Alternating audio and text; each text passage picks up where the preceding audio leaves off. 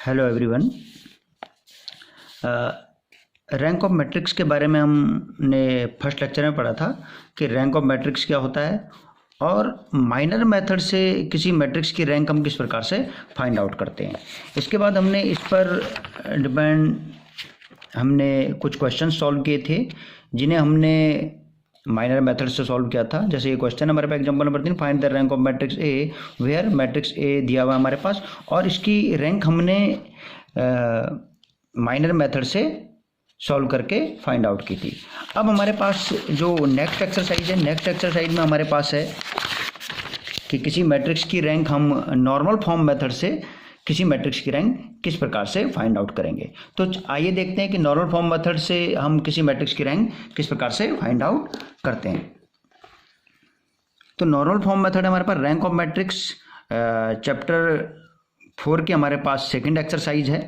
तो इसमें हमारे पास है, आज हम स्टडी करेंगे कि किसी भी मैट्रिक्स की रैंक हम नॉर्मल फॉर्म मेथड से किस प्रकार से फाइंड आउट कर। सेकंड मेथड है हमारे पास normal form method, third method है हमारे पास एक्लन फॉर्म मेथड। यानी कि जब हमारे पास पेपर में रैंक निकालने के लिए कोई क्वेश्चन आएगा तो उसमें हमें क्या करना है, सबसे पहले हम चेक कर सकते हैं कि माइनर मेथड से हम सॉल्व कर सकते हैं, नॉर्मल फॉर्म मेथड से हम सॉल्व कर सकते हैं और एक्लन फॉर्म मेथड से हम इसको सॉल्व कर सकते हैं।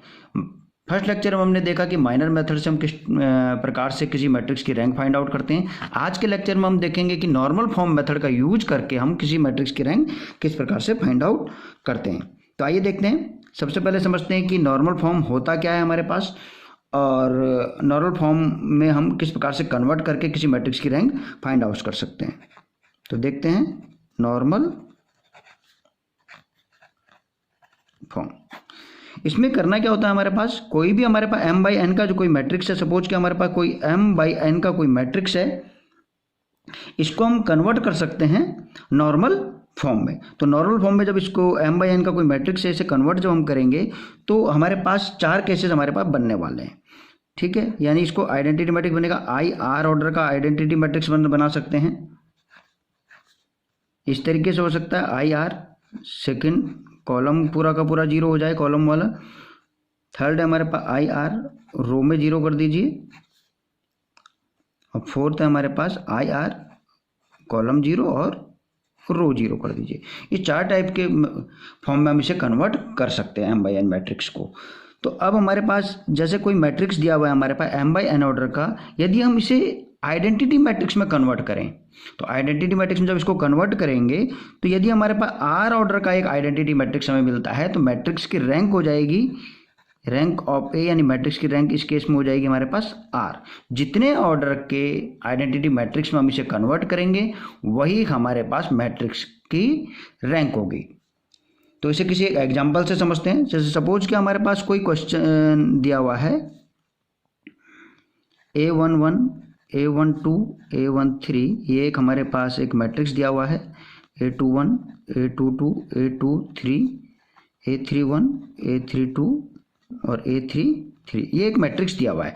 इस मैट्रिक्स में हमें सबसे पहले क्या करना है, रो ऑपरेशन और कॉलम ऑपरेशन का हम यूज कर सकते हैं। रो ऑपरेशन और कॉलम ऑपरेशन का यूज करने के बाद हम इसे कन्वर्ट कर लेंगे एक आइडेंटिटी मैट्रिक्स में। अब आइडेंटिटी मैट्रिक्स जब हमारा बनेगा तो हो सकता है इसको कन्वर्ट करने के बाद हमारा इस टाइप से एक आइडेंटिटी मैट्रिक्स बने 1 0 0 0 1 0 0 0 1। इस टाइप से हमारे पास एक 3x3 का आइडेंटिटी मैट्रिक्स हमें मिल सकता है। इस केस में क्या होगा, हमारे पास I3 हमें मिला। इसका मतलब है रैंक ऑफ मैट्रिक्स कितना हो जाएगा, इस केस में rank of A equals to 3 हो जाएगा।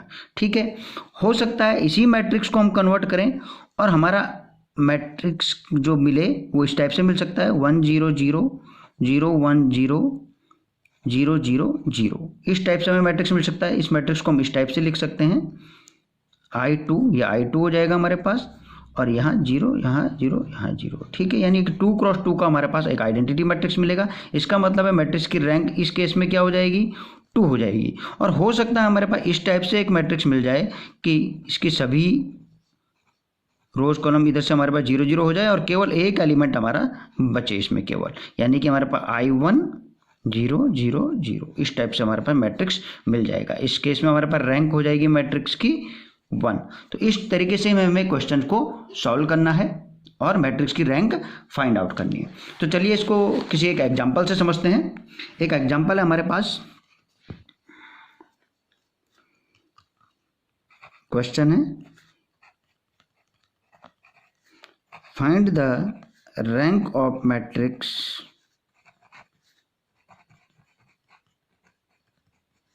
मैट्रिक्स ए इक्वल्स टू, ये एक मैट्रिक्स दिया हुआ है 1 2 3 2 3 4 3 5 एंड 7, ये एक मैट्रिक्स दिया हुआ है हमारे पास। ठीक है, अब हमें इस मैट्रिक्स को की जो रैंक फाइंड आउट करनी है वो फाइंड करनी है हमें माइनर मेथड से नहीं करनी है, अभी हमें नॉर्मल फॉर्म से इसकी रैंक फाइंड आउट करनी है। तो नॉर्मल फॉर्म से फाइंड आउट करनी है, इसका मतलब है हमें इस मैट्रिक्स को कन्वर्ट करना होगा एक आइडेंटिटी मैट्रिक्स में। जितने ऑर्डर का आइडेंटिटी मैट्रिक्स हमें मिलेगा उतनी ही हमारे पास मैट्रिक्स की रैंक हो जाएगी। तो चलिए देखते हैं, और हमें इसमें यूज क्या करना है, रो ऑपरेशन और कॉलम ऑपरेशन, दोनों का हम इसमें यूज कर सकते हैं। तो सबसे पहला मेथड है हमारा, स्टेप बाय स्टेप चलेंगे। स्टेप फर्स्ट में हमें क्या करना है, देखो स्टेप फर्स्ट में हमें सबसे पहला ध्यान रखना, स्टेप फर्स्ट में हमें जो उसका पहला एलिमेंट है, फर्स्ट एलिमेंट, पूरे मैट्रिक्स का जो फर्स्ट एलिमेंट है यानी फर्स्ट कॉलम और फर्स्ट रो में जो पहला एलिमेंट है उसको 1 बना देना है। ठीक है, कुछ केसेज में ये 1 मिल जाएगा आप लोगों को और कुछ केसेज में आपको इसको बनाना पड़ेगा। यहाँ पर 1 ऑलरेडी है तो ये इसको एज इट इज रहने देंगे। इसके बाद क्या करना होता है हमें, इस फर्स्ट एलिमेंट के नीचे यानी फर्स्ट कॉलम के जितने भी रिमेनिंग एलिमेंट्स हैं इनको हमें 0 बनाना है। ठीक है, उसके बाद इन दो को 0 बनाएंगे। ठीक है, तो सबसे पहले मैट्रिक्स लिख लेते हैं। गिवन मैट्रिक्स क्या है हमारे पास, गिवन है हमारे पास matrix A equals to 1 2 3 2 3 4 3 5 and 7, ये हमारे पास मैट्रिक्स है। ठीक है, अब इसमें क्या करना है, सबसे पहले इस एलिमेंट को 1 बनाना है, तो 1 यहाँ पर है, इसमें कुछ भी नहीं करना है। इसके बाद हमें नीचे दो एलिमेंट्स जो फर्स्ट कॉलम में जो रिमेनिंग एलिमेंट्स है पहले एलिमेंट को छोड़कर उन्हें 0 बनाएंगे। उसके बाद नेक्स्ट सेकेंड स्टेप में क्या करेंगे, आपको इन दो को 0 बनाना है।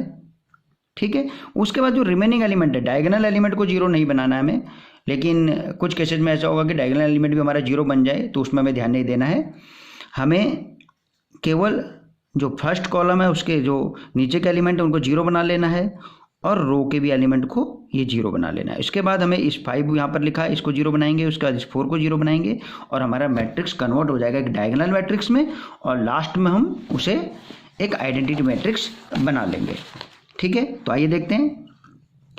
सबसे पहला काम है हमारे पास मैट्रिक्स में क्या करेंगे, देखो रो ऑपरेशन का यूज। अब हमें इसको 0 बनाना है, इसको 0 बनाना है, तो क्या करेंगे, R2 को रिप्लेस करेंगे R2 माइनस 2R1 से। ठीक है, और हमेशा ध्यान रखना जिसको रिप्लेस कर रहे हैं चेंज उसी में होना है। R2 को रिप्लेस कर रहे हैं क्योंकि इसको 0 बनाना है हमें, तो इसलिए R2 में से ही से सब्ट्रैक्ट करेंगे। ठीक है, इसके बाद R3 को रिप्लेस करना है, तो R3 को रिप्लेस कर दिया हमने R3 माइनस 3R1।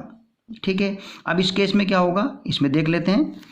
अब देखते हैं R2 क्या है हमारे पास, R2 हमारे पास 2 3 और 4 है, इसको लिख लेते हैं यहाँ पर। अगर आप रफ में लिखना चाहें तो लिख सकते हैं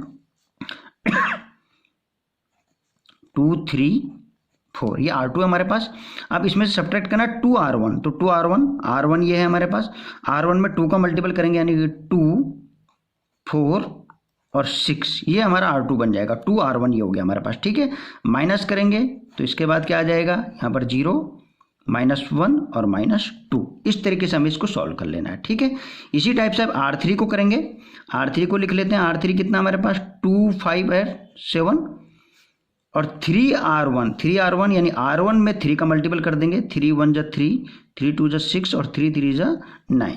अब इसको सब्ट्रैक्ट करेंगे तो क्या आने वाला हमारे पास 2 - 3 यानी -1, 5 - 6 माइनस, यहाँ पर हो जाएगा हमारे पास 5 - 6 यानी -1। यहाँ पर तो कितना हो जाएगा हमारे पास 0, सॉरी ये आ गया हमारे पास, ये था हमारे पास 3 5 7, सॉरी 3 5 7 लिख लीजिए। 3 - 3 यानी 0, यहाँ पर -1 और यहाँ पर 7 - 9 करेंगे तो -2। ठीक है, तो ये हो गया हमारे पास। तो अब कन्वर्ट करके मैट्रिक्स क्या बन जाएगा, मैट्रिक्स बन जाएगा हमारे पास जब हमने रो ऑपरेशन लगाया 1 2 3 0 0, यहाँ पर हमारे पास -1 आ जाएगा, यहाँ -2, यहाँ -1, यहाँ -2। ये हमारा सेकंड स्टेप था। ठीक है, फर्स्ट स्टेप में पहले एलिमेंट को 1 बनाना है, सेकंड स्टेप में फर्स्ट कॉलम के जो बाकी एलिमेंट है उनको 0 बना लेना है। इसके बाद अब क्या करना है हमें, इसके बाद नेक्स्ट स्टेप क्या करेंगे हम, अब अगला अप्लाई करते हैं इसमें। अब हमें इन दो को 0 बनाना है। ठीक है, यानी कि कॉलम ऑपरेशन करके, कॉलम ऑपरेशन यानी हम क्या करेंगे, C2 - 2C1 यानी C2 को रिप्लेस करेंगे। ठीक है, और C3 को रिप्लेस कर देंगे C3 - 3C1। ठीक है, इस टाइप से जब हम करेंगे इसमें तो क्या चेंज होने वाला है, 1 यहाँ पर 0 हो जाएगा, क्योंकि डबल के देखो C2 यहाँ पर 2 है यहाँ पर, और 2C1 का डबल करके हमने सब्ट्रैक्ट किया, यानी 2 - 2 0, और यहाँ पर 3 - 3 हो जाएगा 0। यहाँ पर 0 -1 -2 ये सब एज इट इज़ रहने वाला है, इसमें कोई भी चेंज हमें नहीं करना है। ठीक है, अब यहाँ भी 0 बन गए, यहाँ भी 0 बन गए। अब आपको देखना है कि इसे 0 बनाना है और इसे 0 बनाना है, तो सबसे पहले ये नीचे वाले को 0 बनाना है। ठीक है, तो क्या हो जाएगा, कैसे 0 बनेगा, तो आइए यहाँ पे देखते हैं हम। अब हमारे पास यहाँ पर R3 में ये एलिमेंट्स है हमारे पास, इसको अब हमें 0 बनाना है, तो हम R3 को रिप्लेस कर देंगे R3 - R2 से।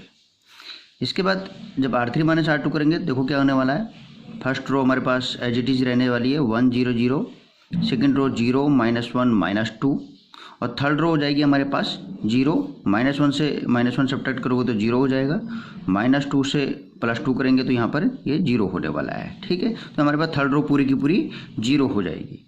इसके बाद अब हमें यहाँ पर ये एलिमेंट बचा है -2, तो -2 को 0 बनाना है, तो क्या करेंगे, C3 में है ये एलिमेंट हमारे पास, तो C3 को रिप्लेस कर देंगे हम C3 - 2C2।